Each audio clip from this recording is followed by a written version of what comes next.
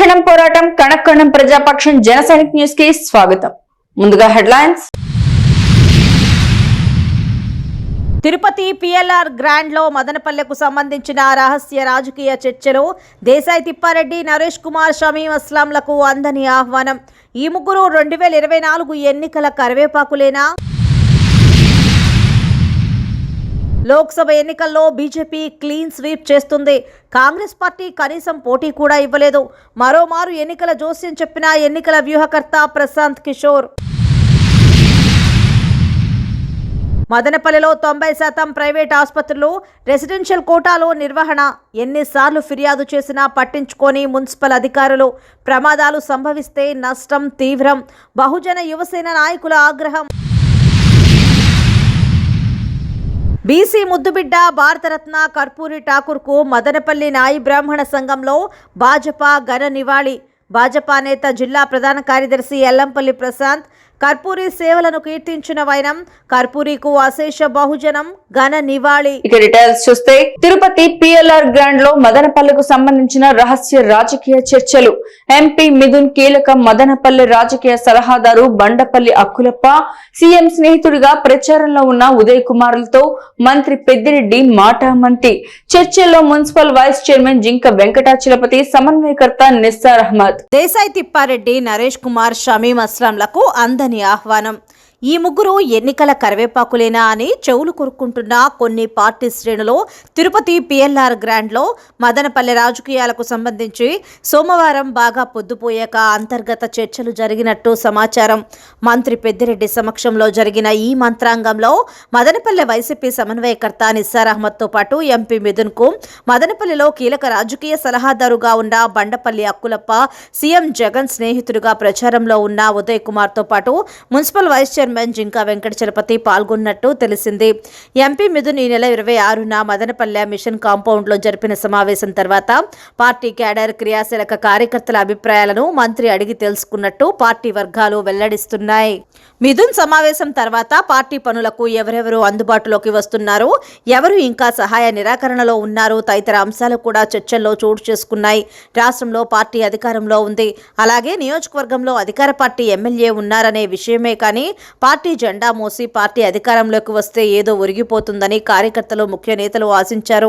కానీ నిజంగా మదనపల్లె వైసీపీ శ్రేణులకు ఈ 5 ఏళ్లలో ఒరిగింది గుండు సున్నా అనే భావన అందరిలో ఉందని నేతలు మంత్రి దృష్టికి తెచ్చినట్టు తెలిసింది.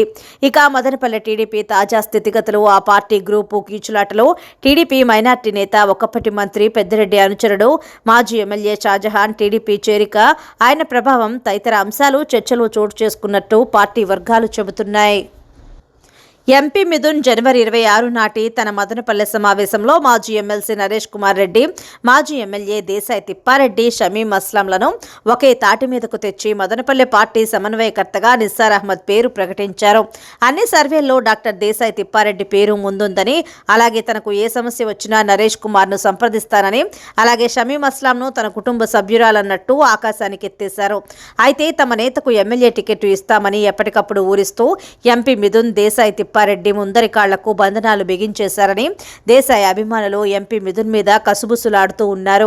ఎన్నికలు సమీపిస్తున్న ఈ తరుణంలోనే ఎంపీ మిథున్ కు పార్టీ కార్యకర్తలు గుర్తుకు వచ్చారని, అందుకే ఆయన తన సమావేశంలో తన కూతురు మరియు జన్మదినం కథను ఏకరువు పెట్టారని వైసీపీ శ్రేణులు అక్కడక్కడ సన్నాయి నొక్కులు నొక్కుతున్నారు. అసలు ఎంపీ మిథున్ ఇటు డాక్టర్ దేశాయి తిప్పారెడ్డి కానీ అటు నరేష్ కుమార్ ను కానీ నమ్మడం లేదని, వీళ్ల వల్ల పార్టీకి నష్టం జరగకుండా ఉండేందుకు, అలాగే తమ తక్షణ మరియు దీర్ఘకాలిక లక్ష్యాలను దృష్టిలో ఉంచుకొని చాలా ముందు చూపుతో ఎంపీ మిథున్ పావులు కదిపారని వైసీపీ కీలక శ్రేణులు తమ మనోభావాలను మన జనసైనిక్ న్యూస్ ఛానల్తో పంచుకుంటున్నారు.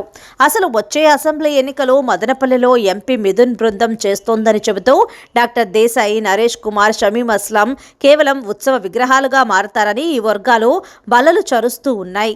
పైపెచ్చు ఎంపీ మిథున్ మరియు ఆయన కరటక దమనక బృందం వలలో పడి డాక్టర్ దేశాయ్, నరేష్ కుమార్, షమీం అస్లాంలు ఎంపీ మిథున్ దృష్టిలో గుడ్ మార్క్స్ కొట్టడానికి పోటీగా పనిచేస్తారని కూడా వారు అంటూ ఉన్నారు.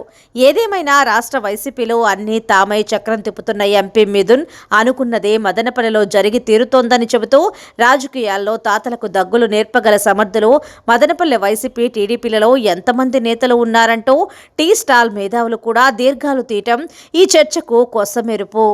మదనపల్లిలో జనసేన తెలుగుదేశం ప్రచారం 50 రోజులు దిగ్విజయంగా విజయవంతమైంది. జనసేన నేత శ్రీరామ రామాంజనేయులు ఆధ్వర్యంలో మంగళవారం 50 రోజులు ముగిసిన సందర్భంగా స్థానిక శ్రీకృష్ణదేవరాయల సర్కిల్లో 50 రోజుల కేక్ ని కట్ చేసి సభ నిర్వహించడం జరిగింది. ఈ సందర్భంగా నేతలు మాట్లాడుతూ ప్రజలతో మమేకమై వారి కష్ట నష్టాలను సాదరంగా ఆలకించి ముందుకు సాగుతున్నామన్నారు. పవన్ కళ్యాణ్ సిద్ధాంతాలను ప్రజల్లోకి తీసుకెళ్లి 50 రోజులుగా నిర్విరామంగా కొనసాగుతున్న ఈ మహాయజ్ఞానికి సహకరించిన కార్యకర్తలకు, నాయకులకు ధన్యవాదాలు తెలుపుకుంటున్నామని పేర్కొన్నారు.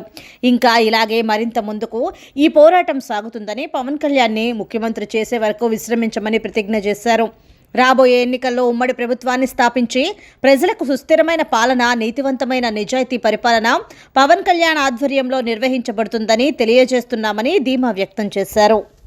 ఈ కార్యక్రమంలో సీనియర్ నాయకులు, వీర మహిళలు మల్లిక, రూప, పద్మావతి, జయమ్మ, ప్రభావతి, పెద్ద సంఖ్యలో వీర మహిళలు మరియు దారం హరిప్రసాద్, రఘునాథ్, ఆకుల శంకర, అశ్వత్ రాయల్, కోటకొండ చంద్రశేఖర్, శ్రీనాథ్, పతి, శివ, సీనా, గంగాధర్, గోపాల్, సోను, హర్ష, యాసిన్, గణేష్, ధరణి, శేఖర్, బహదూర్, ముఖేష్, అరవింద్, అబ్దుల్ మజీద్, మహమ్మద్, గౌస్ మరియు పెద్ద సంఖ్యలో వీర మహిళలు, కార్యకర్తలు, తెలుగుదేశం కార్యకర్తలు పాల్గొని కోలాహలంగా కార్యక్రమం దిగ్విజయంగా కొనసాగించారు.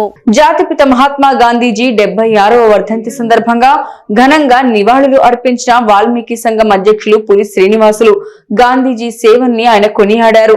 మదనపల్లి సబ్ కలెక్టర్ కార్యాలయంలోని మహాత్మా గాంధీ విగ్రహానికి పూలమాలలు వేసి ఘనంగా నివాళులు అర్పించారు. ఈ సందర్భంగా పులి శ్రీనివాసులు మీడియాతో మాట్లాడుతూ సత్యం, అహింస, సత్యాగ్రహం అనే ఆయుధాలతో భారతదేశానికి స్వాతంత్ర్యం తెచ్చారని, ఆ మహనీయుని అడుగుజాడల్లో మనమందరం నడవాల్సిన అవసరం ఎంతైనా ఉందన్నారు. మహాత్మా గాంధీ వర్ధంతి రోజునే స్వాతంత్ర సమరయోధుల దినోత్సవంగా మనం నిర్వహించుకుంటున్నామని ఆయన గుర్తు చేశారు. ఈ కార్యక్రమంలో సద్దల జయసింహ, వలసల మంజునాథ్, కలిచెర్ల నరసింహులు, బొంత రామకృష్ణ, కోనె వెంకటరమణ, రాజు తదితరులు పాల్గొన్నారు.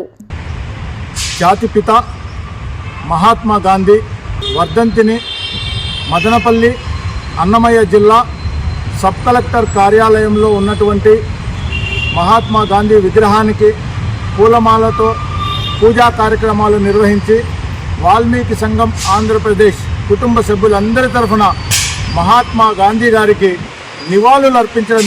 భారతరత్న అవార్డు గ్రహీత కరూరి ఠాకూర్ కి ఘన నివాళి అర్పించిన బీజేపీ నేతలు. రాజంపేట జిల్లా ప్రధాన కార్యదర్శి ఎల్లంపల్లి ప్రశాంత్ ఆధ్వర్యంలో మంగళవారం నాయి బ్రాహ్మణ సంఘం నేతలతో కలిసి వేడుక నిర్వహించారు. బీహార్ మాజీ ముఖ్యమంత్రి కర్పూరి ఠాకూర్ కి నరేంద్ర మోడీ ప్రభుత్వం భారతరత్న అవార్డు ప్రకటించడం నాయి బ్రాహ్మణ సంఘం అధ్యక్షులు మణి హర్షం వ్యక్తం చేశారు. కర్పూరి ఠాకూర్ చిత్రపటానికి పూలమాలలు వేసి ఘన నివాళులర్పించారు. నరేంద్ర మోడీ ప్రభుత్వం కర్పూరి ఠాకూర్కి భారతరత్న ఇవ్వడం తమ జాతికి గర్వకారణమని పేర్కొన్నారు. స్థానిక అమ్మచెరువు మిట్ట భవనంలో కర్పూరి ఠాకూర్కు నివాళులర్పించారు. భారతదేశ ప్రధానికి ప్రత్యేక ధన్యవాదాలు తెలిపారు.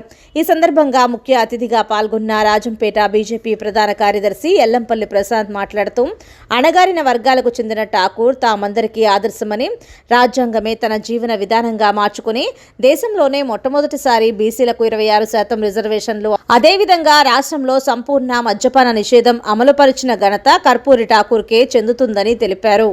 బీజేపీ నాయకులు బర్నేపల్లి రవికుమార్ మాట్లాడుతూ కర్పూరి ఠాకూర్ వెనుకబడిన వర్గాలకు ఆదర్శవాది అన్నారు. స్వాతంత్ర ఉద్యమంలో, క్విట్ ఇండియా ఉద్యమంలో పాల్గొని జైలుకు వెళ్లిన వ్యక్తి అని కొనియాడారు.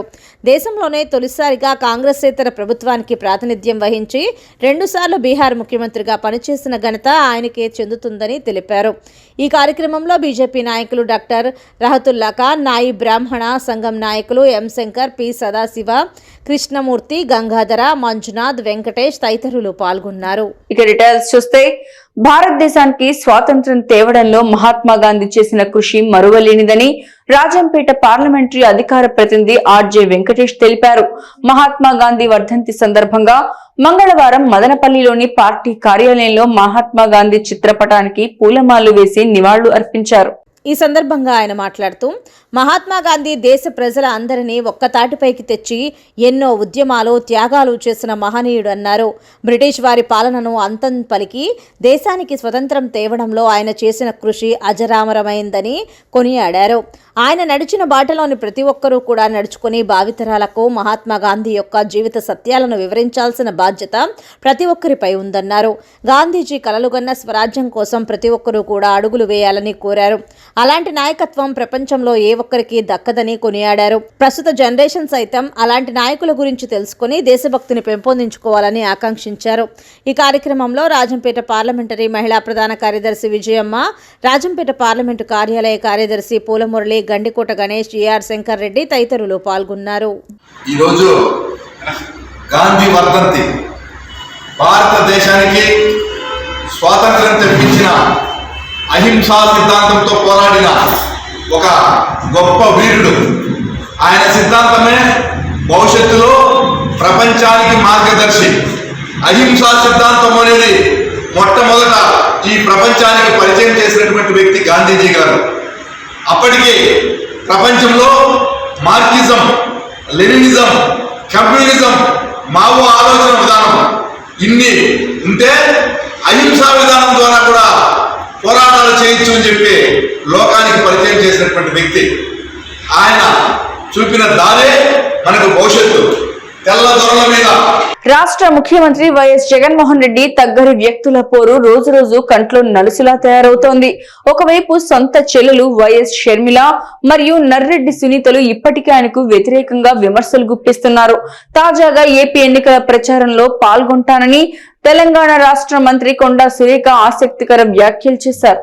ఎన్నికల షెడ్యూల్ రాగానే కాంగ్రెస్కు మద్దతుగా ప్రచారం చేస్తానని కొండా సురేఖ స్పష్టం చేశారు. గతంలో జగన్కు ఫుల్ సపోర్టుగా నిలిచిన ఆమె ఆ తర్వాత వైసీపీని వీడారు. ఇప్పుడు షర్మిలకు మద్దతుగా అవసరమైన జగన్పై విరుచుకుపడేందుకు సిద్ధమయ్యారు. ఒకప్పుడు ఫైర్ బ్రాండ్ మహిళా నేతగా వైఎస్ రాజశేఖర రెడ్డి మంత్రివర్గంలో కీలక బాధ్యతలు నిర్వర్తించిన సురేఖకు ఉమ్మడి ఆంధ్రప్రదేశ్లోనూ మంచి ఫాలోయింగ్ ఉండేది. 2024 లోక్సభ ఎన్నికల్లో బీజేపీ క్లీన్ స్వీప్ చేస్తుందన్నారు వ్యూహకర్త ప్రశాంత్ కిషోర్. బీజేపీ ఎన్డీఏ కూటమి 335 స్థానాలకు పైగా గెలుస్తుందన్నారు. బీహార్లోని 40 స్థానాలు బీజేపీని గెలుస్తుందని స్పష్టం చేశారు. బీహార్ ముఖ్యమంత్రి నితీష్ కుమార్ తన చివరి ఇన్నింగ్స్ ఆడుతున్నట్లు తెలిపారు.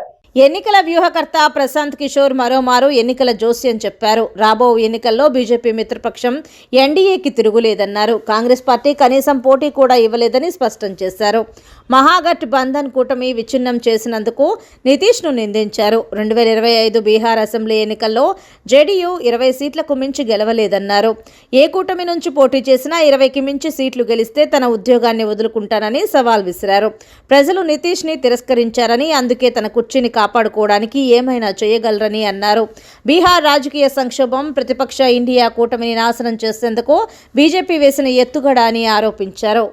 ప్రైవేట్ మరియు కార్పొరేట్ హాస్పిటల్స్ రెసిడెన్షియల్ కోటాలో నిర్వహిస్తున్న వారు వాటిపై చర్యలు తీసుకోవాలి. మున్సిపల్ కమిషనర్ కి ఫిర్యాదు చేసిన బహుజన యువసేన అధ్యక్షుడు పునీత్ ఎన్నిసార్లు ఫిర్యాదు చేసినా మున్సిపల్ అధికారులు చర్యలు తీసుకోకపోవడంలో మతలబేంటని వారు ప్రశ్నించారు. బహుజన్ యువసేన బీవైఎస్ మదనపల్లి ఆధ్వర్యంలో మదనపల్లిలో కమర్షియల్ బిల్డింగ్ కోటాలో నిర్వహించాల్సిన ప్రైవేట్ కార్పొరేట్ హాస్పిటల్లో రెసిడెన్షియల్ కోటాలో నిర్వహిస్తున్నారని, వాటిపై తక్షణం చర్యలు తీసుకోకుండా మున్సిపల్ అధికారులు అవినీతికి పాల్పడుతున్నారని మున్సిపల్ కమిషనర్కి ఫిర్యాదు చేశారు. ఈ సందర్భంగా బహుజన్ యువసేన బీవైఎస్ అధ్యక్షుడు పునీత్ మాట్లాడుతూ మదనపల్లిలో 95% ప్రైవేట్ కార్పొరేట్ హాస్పిటల్ బిల్డింగ్లు రెసిడెన్షియల్ కోటాలో నిర్వహిస్తున్నారని, అలా నిర్వహించడం వలన హాస్పిటల్స్కి కావాల్సిన వసతులు జాగ్రత్తలు లేకుండా మున్సిపల్ అధికారులు వారికి అనుమతి ఇవ్వడంతో చాలా శాతం ప్రమాదాలు జరిగే అవకాశాలు ఉన్నాయన్నారు. ప్రమాదాలు జరిగినప్పుడు వసతులు జాగ్రత్తలు లేకపోవడంతో హాస్పిటల్కి వచ్చిన ప్రజలు మరణించే అవకాశాలు ఎక్కువగా ఉన్నాయని పునీత్ ఆవేదన వ్యక్తం చేశారు. మదనపల్లి ఆధ్వర్యంలో స్థానిక మున్సిపల్ కమిషనర్ గారికి మదనపల్లిలోని ప్రైవేట్ కార్పొరేట్ హాస్పిటల్స్ ప్రభుత్వ నిబంధనలకు విరుద్ధంగా రన్ చేస్తున్న విషయమై, బిల్డింగ్స్ రన్ చేస్తున్న విషయమై కమిషనర్ గారిని మేము ప్రశ్నించడం జరిగింది. ఈ సందర్భంగా మున్సిపల్ కమిషనర్ గారిని మేము ఒకటే ప్రశ్నిస్తున్నాం. మదనపల్లిలోనే కాకుండా ఈ రాష్ట్రంలో ఏ ప్రైవేట్ హాస్పిటల్స్ కానీ కార్పొరేట్ హాస్పిటల్స్ కానీ రూల్స్ ప్రకారం, ప్రభుత్వ నిబంధనల ప్రకారం కమర్షియల్ కింద ఉండొచ్చా లేదా రెసిడెన్షియల్ కింద నడపచ్చా? అని మేము కమిషనర్ గారిని ఈరోజు ప్రశ్నిస్తే కమిషనర్ గారు ఏమన్నారంటే ఖచ్చితంగా హాస్పిటల్ టర్మ్స్ ప్రకారం ఉంటూ కమర్షియల్ కింద రన్ చేయాలా అని అన్నారు. అయితే అదే కమిషనర్ గారికి కమర్షియల్ కింద రన్ చేయాలా అని తెలిసినప్పుడు ఈరోజు మదనపల్లిలో 95% హాస్పిటల్స్ కార్పొరేట్ ప్రైవేట్ హాస్పిటల్స్ అన్నీ కమర్షియల్ కింద కాకుండా రెసిడెన్షియల్ కింద రన్ చేస్తున్నప్పుడు మున్సిపల్ అధికారులు కానీ కమిషనర్ గారు కానీ ఎందుకు వాళ్ళని ప్రశ్నించలేదు, పట్టించుకోలేదు అని ఈ సభాముఖంగా నేను ఈరోజు మున్సిపల్ కమిషనర్ గారిని ప్రశ్నిస్తున్నా. సరే, ఇదే విషయమై ఎన్నోసార్లు ఇదే కమిషనర్ గారికి, ఇదే టీపీఓ గారికి, ఇదే మున్సిపల్ సిబ్బందికి మేము ఎన్నోసార్లు వినతి పత్రం ఇచ్చినా వాళ్ళకి హెచ్చరించినా కానీ పట్టించుకోకుండా ప్రభుత్వ హాస్పిటల్తో కాకుండా ప్రైవేట్ హాస్పిటల్తో కుమ్మక్కైపోయి వాళ్ళ అన్నిటికీ రెసిడెన్షియల్ టర్మ్స్ కింద రెసిడెన్షియల్ దాని కిందే వాళ్ళకి పర్మిషన్స్ గ్రాంట్ చేసేసి హాస్పిటల్స్ అన్నీ రన్ చేస్తున్నారు. ఈ సందర్భంగా రెసిడెన్షియల్ కింద హాస్పిటల్స్ రన్ అవుతే సమస్య ఏమి ఎదురవుతుందంటే మామూలుగా కమర్షియల్ కింద హాస్పిటల్ టర్మ్స్ కింద హాస్పిటల్ రన్ చేస్తే స్పెసిఫైడ్ హాస్పిటల్కి సంబంధించి ఎంత విస్తీర్ణం ఉండాలా, అదేంటి ఫైర్ పర్మిషన్ ఉండాలా, వాళ్ళకి సంబంధించి ప్రమాదాలు జరగకుండా అపాయాలు జరగకుండా సంబంధించి కొన్ని ఇన్స్ట్రక్షన్స్ ఉంటాయి, కొన్ని ఇన్స్ట్రక్షన్స్ తీసుకోవాలా. అవన్నీ తీసుకోకుండా రెసిడెన్షియల్ కింద అయితే అవేం అవసరం లేదు. రెసిడెన్షియల్ కింద మామూలుగా మనము ఇంట్లో ఎట్లుంటామో అట్లా పర్మిషన్స్ ఇచ్చేయచ్చు. కానీ హాస్పిటల్స్కి అలాగా క్షణక్షణం పోరాటం కణక్షణం ప్రజాపక్షం జన సైనిక న్యూస్ ఇంతటితో సమాప్తం. తిరిగి రేపటి బులెటిన్ లో మళ్ళీ కలుసుకుందాం. అంతవరకు సెలవు, నమస్కారం.